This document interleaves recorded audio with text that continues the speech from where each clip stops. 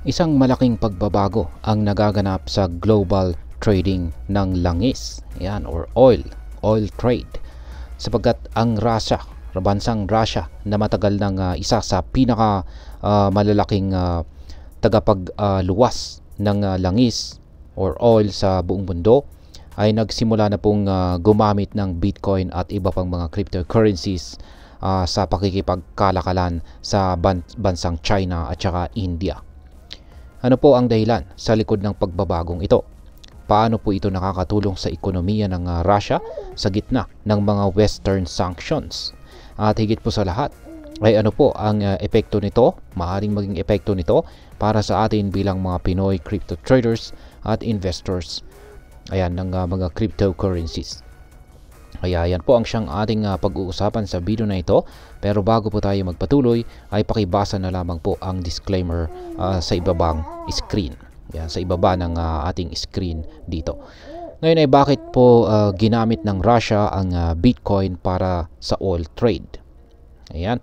Matagal na pong gumagamit ng cryptocurrencies ang Russia sa international trade. Pero ngayon lang lumabas ang balita na ginagamit na rin ito sa oil transactions. Ang pangunahing dahilan ay upang maiwasan ang epekto ng mga Western sanctions na humahadlang sa kanilang traditional system ng pagbabayad. Dahil po sa mga ipinataw na sanctions, nahirapan po ang Russia na ipalit ang Chinese yuan at saka Indian rupees sa Russian rubles. Kaya naman ay nakita nila ang crypto assets bilang mas madaling alternatibo. Kaya sa pamamagitan po ng Bitcoin, Ethereum at saka stable coins tulad ng Tether or USDT, mas mabilis po nilang na i-convert ang kanilang kita mula sa langis. Ayon po sa International Energy Agency, bagamat maliit pa lang ang porsyento ng kabuuang oil trade ng Russia na gumagamit ng crypto, patuloy po itong lumalawak at maaring maging pangunahing sistema ng pagbabayad sa hinaharap. Ngayon ay paano po nakakatulong ang cryptocurrencies sa Russia sa gitna ng sanctions? Ngayon, hindi lamang po Russia ang gumamit ng crypto upang maiwasan ang epekto ng sanctions. Ganito rin ang ginawa ng bansang Iran at saka Venezuela. Dalawang bansang may malalaking industriya ng langis na naapektuhan ng US sanctions. Sa katunayan, ang Venezuela ay may pinalawak pa ang kanilang paggamit ng crypto sa pamamagitan po ng pagbebenta ng krudo at iba pang mga fuel exports matapos ang panibagong sanctions ng Amerika. Dahil dito ay mas lumalakas ang kumpiyansa ng Russia na ang paggamit po ng crypto ay isang epektibong paraan upang mapanatili ang kanilang ekonomiya kahit may mga restrictions mula sa kanluran or Western. Ngayon ay ano po ang alternatibong payment system na ipinatupad ng bansang Russia? Bukod po sa crypto ay nakapag-develop na rin ang Russia ng iba't ibang alternative payment systems upang mapanatili ang kanilang international trade. Bagamat hindi po ibinunyag ang buong detalye ng sistemang ito, kinumpirma ng isang researcher na nagmo-monitor ng crypto transactions na may diversified approach ang Russia sa pag-iwas sa sanctions. Isa po sa mga pangunahing cryptocurrency na ginagamit sa oil trade ay ang USDT or Tether. Ang USDT ay isang stable coin na nakapeg po sa US dollar. Kaya mas stable ang value nito kumpara kay Bitcoin at Ethereum na may volatility o pabago-bagong presyo. Sa ganitong paraan ay mas madali para sa Russia na mag-settle ng cross-border transactions nang hindi masyadong naapektuhan ng biglaang pagbabago sa halaga ng crypto. Ngayon ay ano naman po ang regulatory stance ng Russia pagdating sa crypto? Yan, ang Russia po ay may pabago-bagong pananaw sa cryptocurrencies.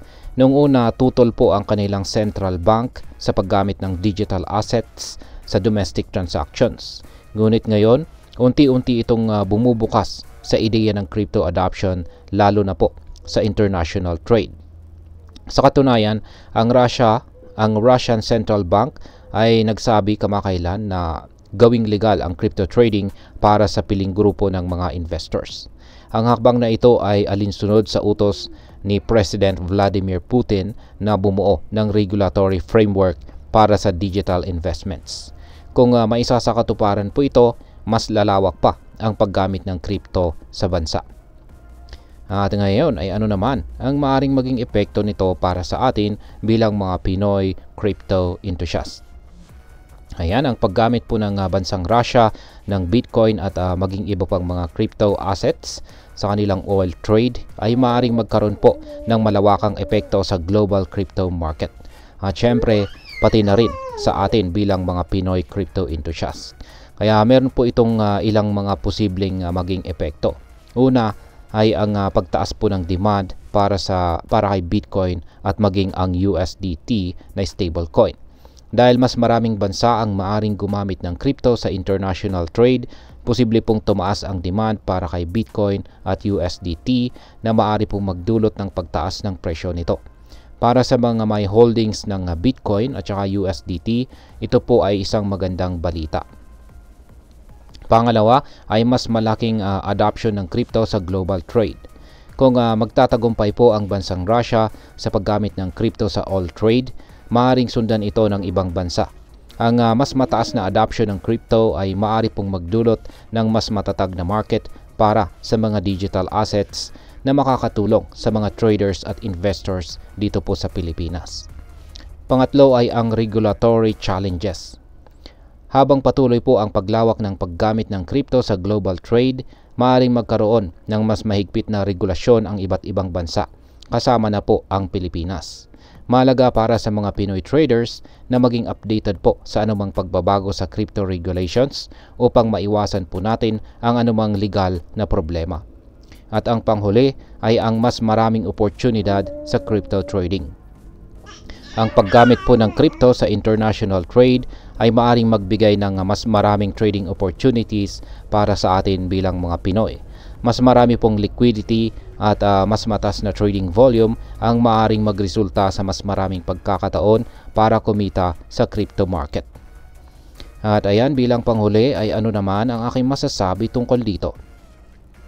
Ang paggamit po ng bansang Russia ng Bitcoin at iba pang crypto assets sa oil trade ay isang malaking hakbang patungo sa mas malawak na adoption ng digital currencies sa global trade.